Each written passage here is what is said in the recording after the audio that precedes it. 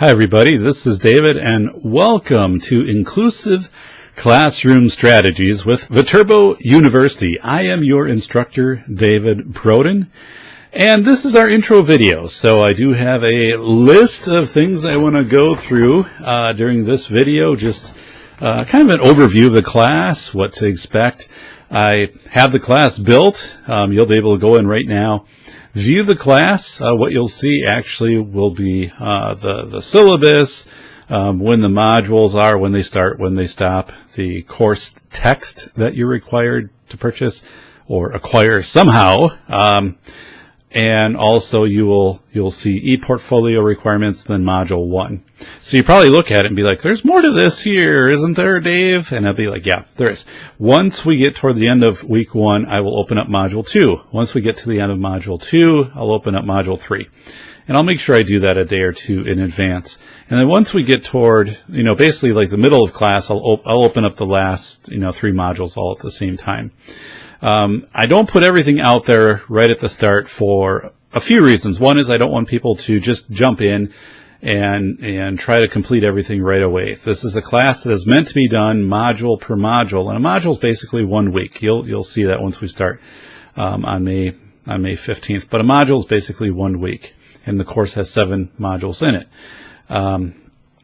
Now, one of the days is the Monday of Memorial Day, so on that day you're not required to access class. So just so you know, just so I'm putting it out there. But yeah, so once Module 2 appears, Module 1 also stays. Module 3 appears, Module 1 and 2 stays. So you'll get the hang of it really quick. If this is your first online class, nothing to worry about. I can undo anything that you do.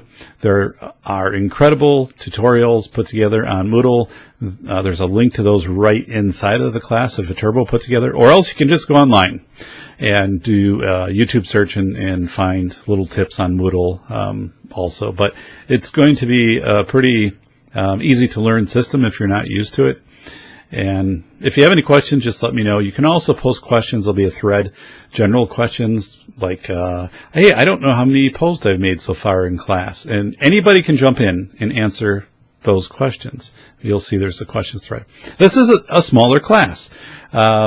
We have, at the time of this recording, we have 6 students in class. So that is a smaller class. Now, that means we'll need to be very engaged, very working together to develop out our discussion threads.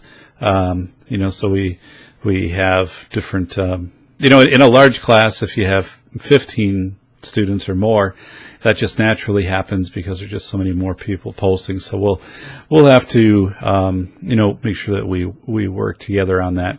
Now, a plus, though, definitely in a smaller class is you can get to know people much more in depth, I think, because you're seeing redundant posts by the same person versus like 1 person out of 15, or if that makes sense. But it'll be fine. We'll have a very productive, very good class. So a few things that I want to go through. First of all, again, my name is David. I have instructed for Viterbo University, I believe, for 14 years, and started out with face-to-face. Built all my classes I've built on my own, face-to-face, and then blended, and eventually did take over a number of the online offerings. I instruct for the post-bac program. I also the special education program, people services leadership, like for aspiring special ed directors, and then in the reading program.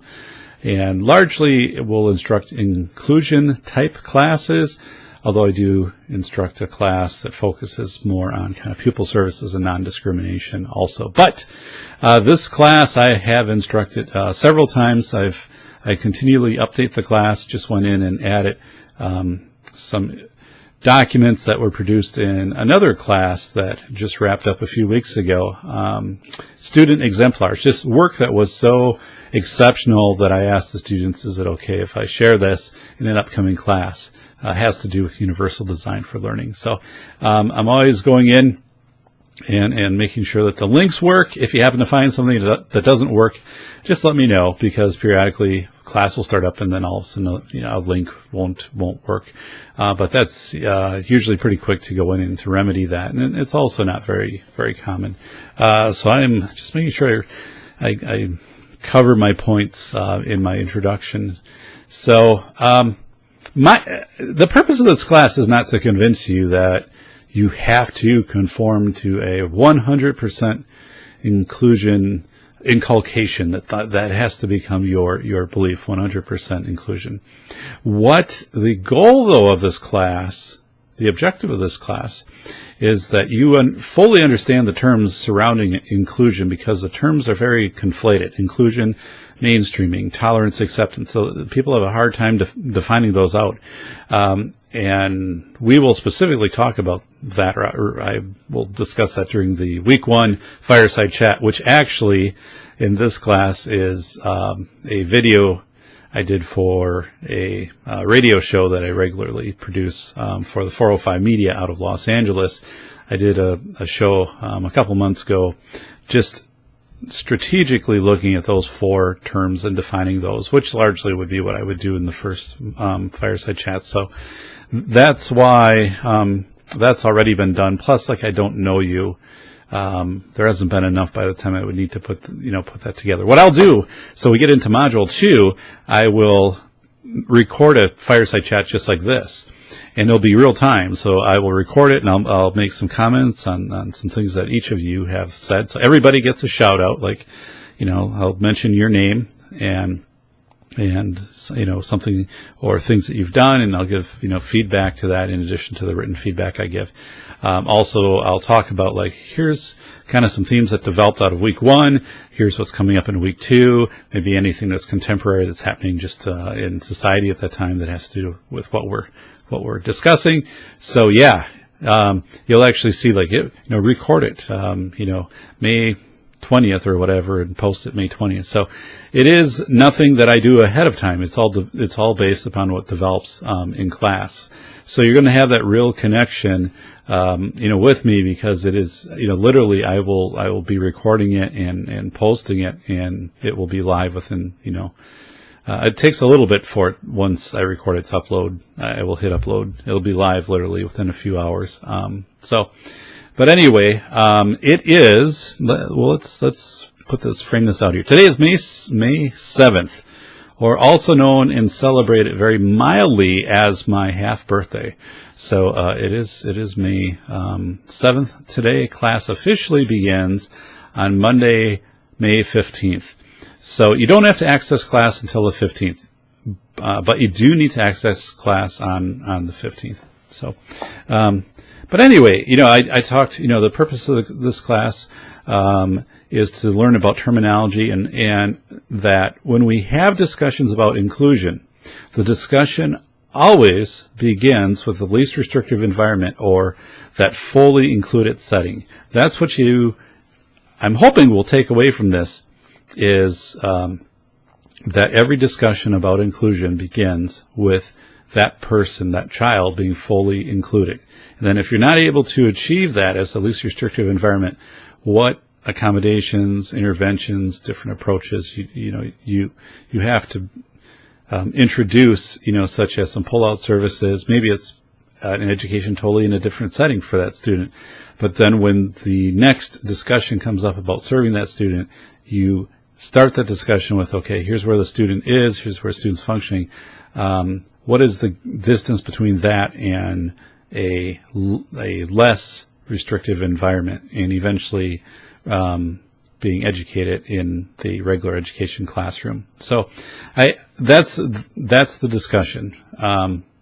And I also talk about, I believe, the what I call the collision of galaxies. But basically, there is no such thing as full inclusion for a school or for a district.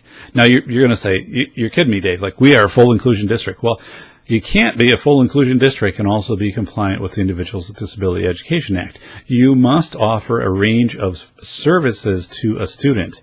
And that's right on the I-5 of the IEP. What other placement considerations were considered? So districts can strive to be full inclusion and strive for push-in services, which is awesome. But there are always going to be special cases with students where the least restrictive environment, the best way to meet that student's needs, might not be within that fully included regular education classroom. So just want to get that out. So as we get in, you'll watch that week 1 video on mainstreaming inclusion, and I'll talk about that. But we talk about, I mentioned this collision of galaxies, by the way. So there's 2 big pieces of legislation that have to do with inclusion. And one is the Individuals with Disability Education Act. So we will call that the Milky Way. And then out here, so it comes on screen. Over here is the Andromeda. Now we know that in a few billion years, I think, quite a ways out there, but these 2 galaxies will collide. So for those of you that didn't know that, that's probably a bad way to start out this introduction. Is yes, that is going to happen, billions of years from now. But until then, we have these 2 pieces of legislation out there, kind of battling it out. So we have the Individuals with Disability Education Act saying you need to provide least restrictive environment, a range of services. Then you have NCLE, which is now Every Student Succeeds Act, ESSA, saying, students need to be in the regular education classroom, need to be going on to post-secondary education. And so it's a big conflict between these 2 pieces of legislation. And what happens then, to be compliant with NCLB or this ESSA, whatever you want to refer to it as, some schools have had to, make decisions to cut out classes which would benefit students with disabilities, such as consumer education, what we call, traditional tech classes where students, might be working, getting skills to work on family farm, HVAC, plumbing, whatever it might be. Some of those classes have been gone. Introduction of more classes that are reading, math, whatever. But so you see this battle, this tension coming up of this collision and how resources get allocated. So just want to throw that out there. It'll make more sense once you watch the video. The week 1 quote unquote fireside chat, which is already posted. It's already up there for you. There's a reference in that anyway too. You can see it behind me, the Safety Doc. I do a show called the Safety Doc Podcast, and I record it. It is once a week and aired out of the 405 Media, Los Angeles, California. It's also on iTunes, SoundCloud, YouTube. It's gotten to have a pretty decent following, cover a range of safety-related topics. And anyway, that's something, if you're interested at all in safety, a number of my shows have school-type themes. Not all of them. There's a lot of variety, but you can.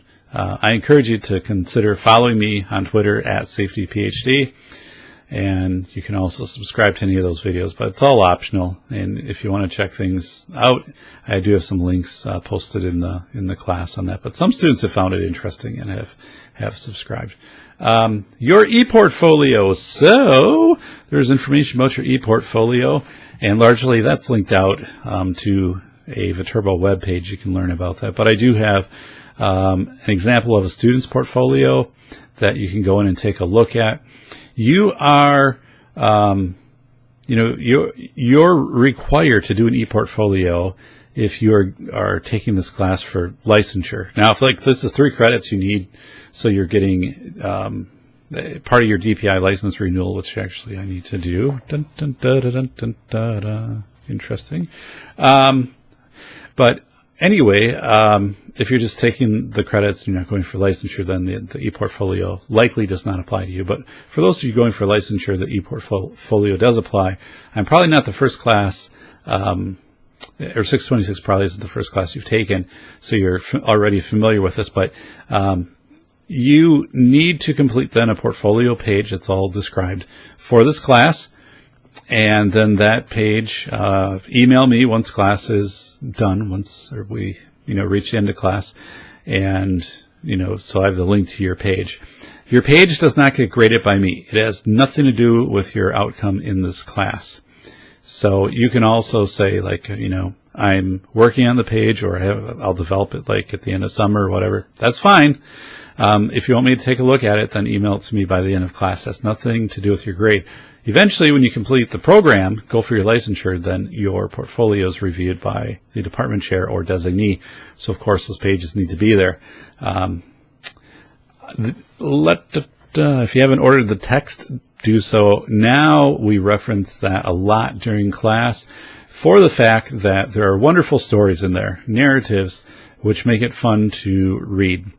It's not a text you're going to open up and it's going to be about statistics and this and that and whatever, because I probably wouldn't use a text because that stuff would become too outdated anyway within a short amount of time. These are great narratives. I believe the text is 2005, but it's ageless when it comes to the way that it presents the narrative, such as Roe, Vargo, and you'll get to know Roe and things like that. So, but the text is heavily referenced, utilized, questions related to it, so you need to get the text. The gradebook. Go in, check the gradebook, and if you see a dash, that means I have not entered a grade.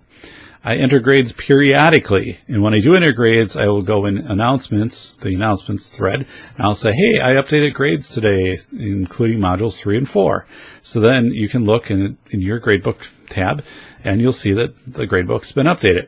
Sometimes people will get a little bit nervous because the module has passed and a grade hasn't been entered. If you see, as long as you see a dash, you're fine. It means I haven't entered anything. And, if it's a 0, well, yeah, then you want to contact me, because it's like, well, why did I earn a 0 on this? But if it's a dash, it just means I haven't entered the grade yet. Once we get closer toward the end of class, then I usually make sure that everything is all up to date and populated out. And you'll have a chance, I'll email you to at the end of class, all your grades have been entered. I go student by student, check every, single assignment in the grade book and make sure that nothing looks out of the ordinary too. So there are checks and balances with that, but just don't get too hung up on the grade book of like, I just completed this and now there's not a grade. Don't worry about that. Any questions come up, just send me an email. So yeah, the course is set up in modules. Those are there. You need to make a post on May 15th. I'm asking, don't go and make a lot of posts, if any posts, before May 15th. I mean, if you want to do a few posts, I guess that's okay. But you do need to post on May 15th. There's a reason for that. It counts to acknowledge that you access the class, by the class start date, because right now the class hasn't officially started. Even though you have access to it, it's not like I'm going to be going in and making comments and checking the class really until the 15th. On the 15th, though, the problem, if you're not making your post, on the 15th, your introduction is due, basically saying, here's me, here's what I'm about, here's a picture of my family, or here's, a picture of vacation I took, whatever. That's optional too, but I mean, if you want to add that context, I already have mine in, and I just updated it from a trip we did to Disney in March. But anyway, you need to post on May 15th. You need to make a post that day. And then that signifies that you're participating in the course. It's very important if there is any financial aid tied to this class too. So anyway, Monday, May 15th. Your question might be, do I have to post every day? Well, no, you don't have to post every day. You will go in to okay, so you open up a module. If you see in the title of a discussion thread or a thread, there'll be different threads of modules. It'll say due date, and it'll have after it, like introduction, it'll say 5/15/2017. If you see anything that has a date like that after it, you have to do that. Like, and some posts are it's optional whether you respond to the fireside chat. Usually, it'll say like, this is optional to respond to. So it's not very difficult to figure out what you have to do and what you don't have to do, because if it's in brackets after it says, here's the due date, then that's what you need to do. So the module itself lays it out really well on what's due during that module. Plus there's a checklist up above. Just make sure you go in and click through your checklist. Make sure you're getting your points on that checklist and not losing it, not losing points that way. So yeah, actively post. You can post. I would say typically you want to make about 8 posts during the week. So you will post 2 questions. If I do have a discussion thread and a due date next to it. You need to make sure you post to that, and then make sure you're posting, in all, maybe 6 to 8 other posts, with that. So, I mean, that's going to get you in that 8 range. A lot of people will, so I'm not going to go through specifically unless I notice a pattern, where you're making 3-4 posts, and also where you have very, much like, 1 or 2 lines of like, yeah, that's a really great point, and I think I'm going to, ask my principal about that. Well, that doesn't contribute to the discussion. And you'll see what I do too, is I will go in and someone will make a post, and I'll usually copy part of their post and then say, like, Julie wrote this, and then, it'll be 2-3 sentences, and underneath I'll say, and here's my thoughts about that. So you'll kind of get to see the style that I use on that, which I think is very helpful, to give a context on when you're responding. So, again, the modules have the due dates in it. It's pretty easy to follow that. Follow the modules. The modules, again, everything that has that's due will have a due date in the module. Fireside Chat 1, we already talked about that and how the fireside chats work. They're all, they'll appear, and they're all YouTube videos. The cool thing too on a fireside chat is you can go in and you can speed up when you play it if you do it through YouTube. So you can go, I think, at 1.25 speed or whatever. Ridiculous speed, ludicrous speed, all of those speeds to get through it faster. So let's talk about some of the larger assignments. So in Module 2, now these aren't all of the assignments, but I mean these are some of the more significant assignments. So Module 2, the progression of inclusion. So you will produce a timeline, and you can figure anything you want with having to do with inclusion. Someone picked, the inclusive practices related to dolls, and talked about, the polio doll created in 1950, whatever, and then also how the American Girl doll, which used a wheelchair or had a hearing aid and something, but had this timeline. People have done the timeline of sports and inclusion, and you can do legislation. Some people do. I mean, that's definitely pretty obvious. Again, I'm asking you to maybe challenge yourself a little bit on that. If you're going to do that, maybe it can be like, inclusion related to the ADA and how buildings are designed as legislation, or I don't know. But it's up to you. You can do anything you want on this. Someone did once inclusion city design, and they talked about when the sidewalks were designed with the cutouts at the ends, so you could use a wheelchair, which is really kind of this universal design for learning. But also some city designs too, which I wasn't aware of. For example, in that person's presentation, they talked about how they did kind of, this is more meant to be United States, but they talked about how Japan started to design out sidewalks with a groove in the middle, and that was so if someone was using a cane, they always knew where the middle of the sidewalk was, which was interesting. So, but go for it, come up with whatever you want. And I saw something, now no one did this, but I saw a documentary.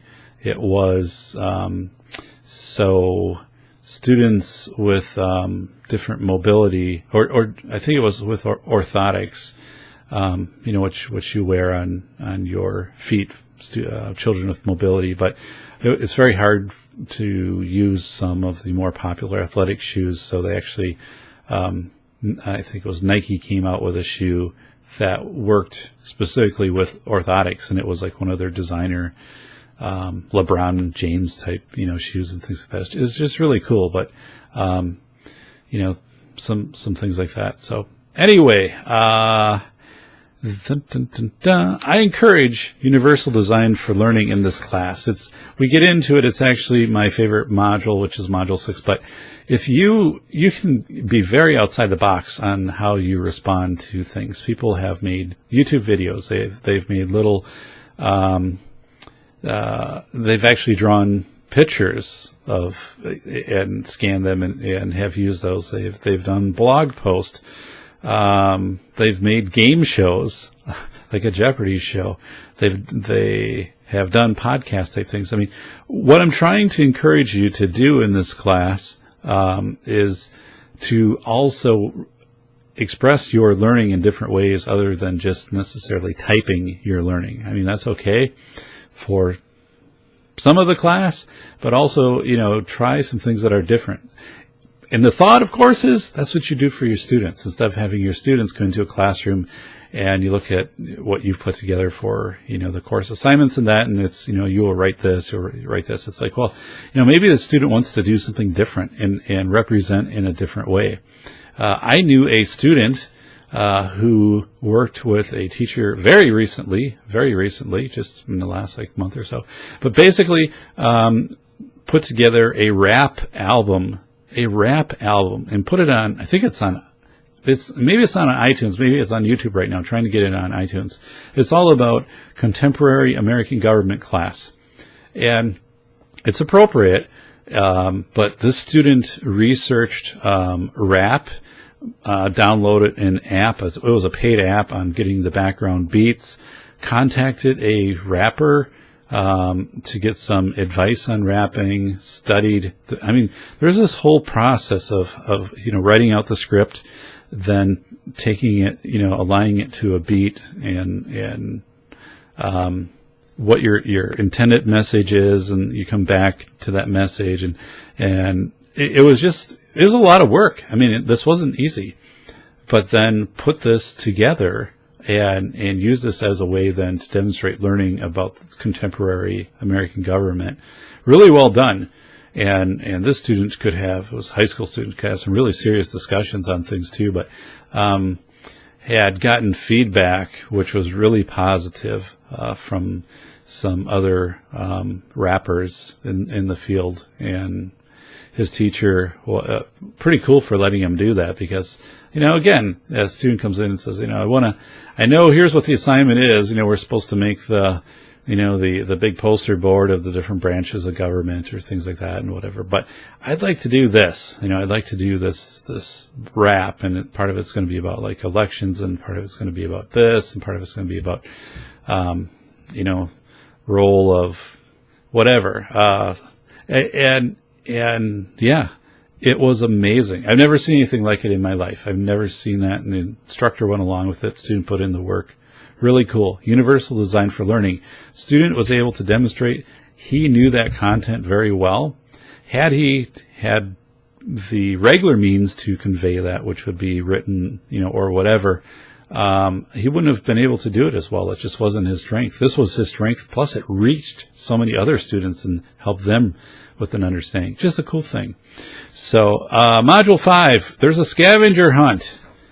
It's not at all like a hunt for Easter eggs or anything like that, but it gets to be a little tricky once we hit summer, because by the time this module rolls around, you will be out of school unless we get hit up with some very freak snowstorms here in May. But anyway, the scavenger hunt has you reach out to another teacher. And if you're not teaching right now, you're going to need to get creative on this if you don't have access to easily to another teacher. You might have to call someone. You can use someone else who's in the class. You can talk about an experience that you observed during your student teaching.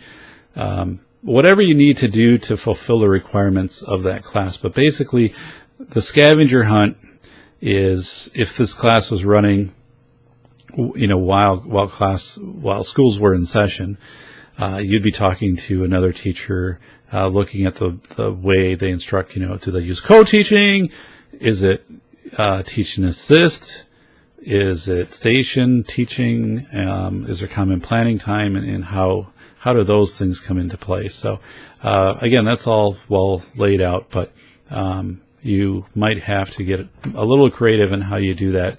I've taught this class before in summer, so it's not a problem, when you do that.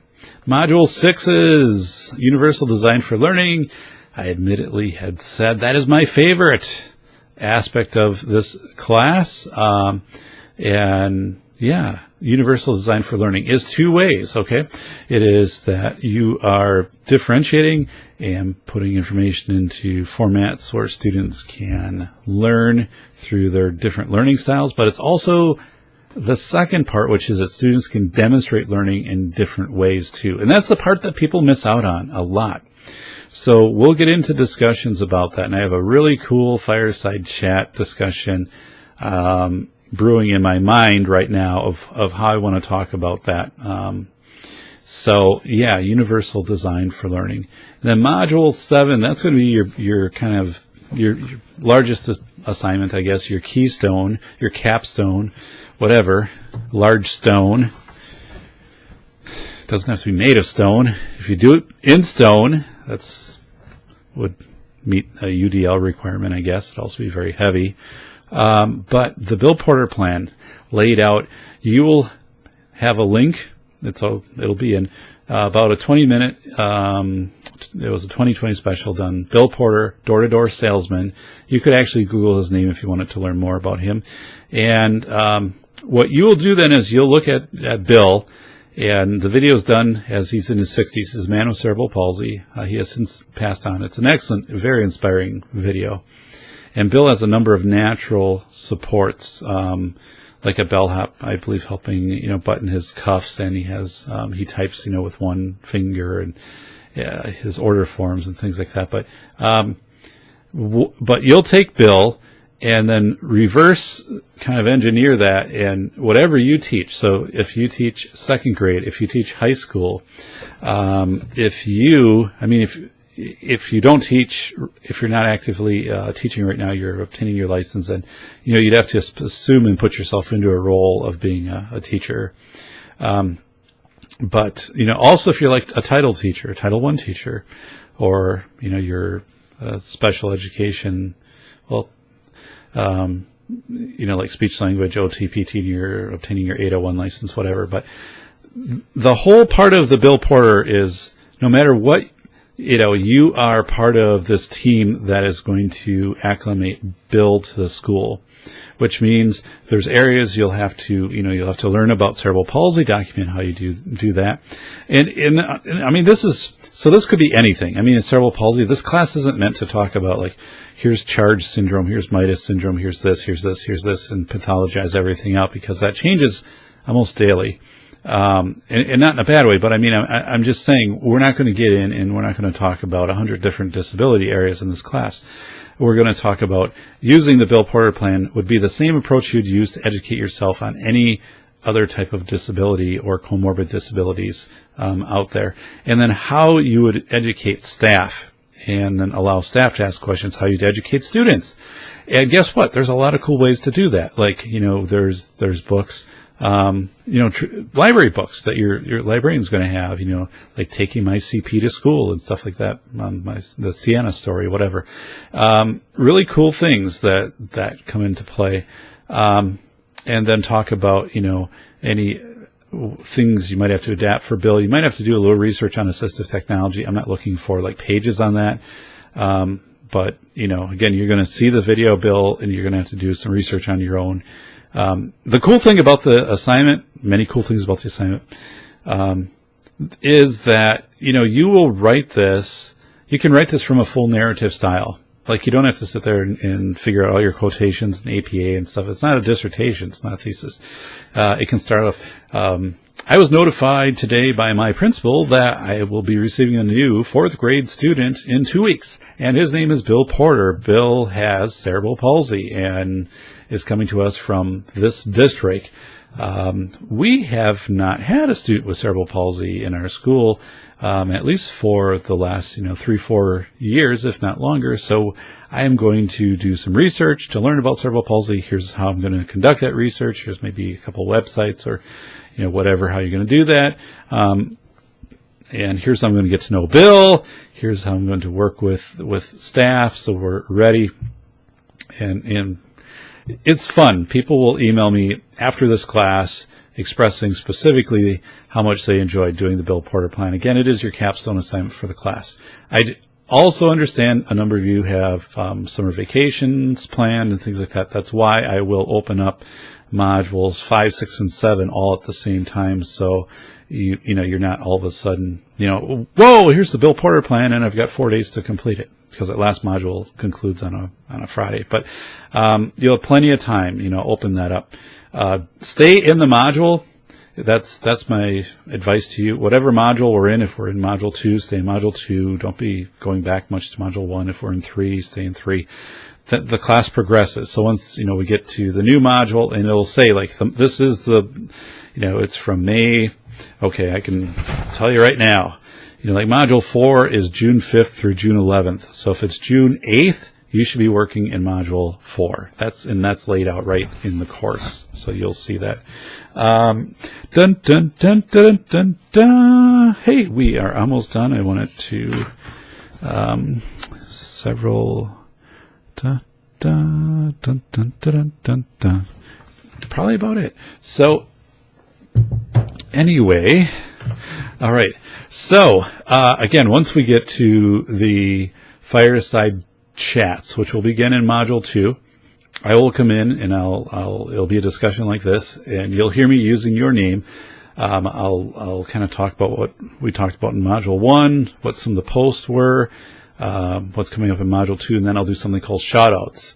And I will mention you by name, first name only, and then talk about something that you post or things you'd posted, and then I'll give feedback to that. So it's kind of cool too, because you're always going to get a shout out every single fireside chat. Again, except that first one, which is something that is done ahead of time, just that's readily available to you.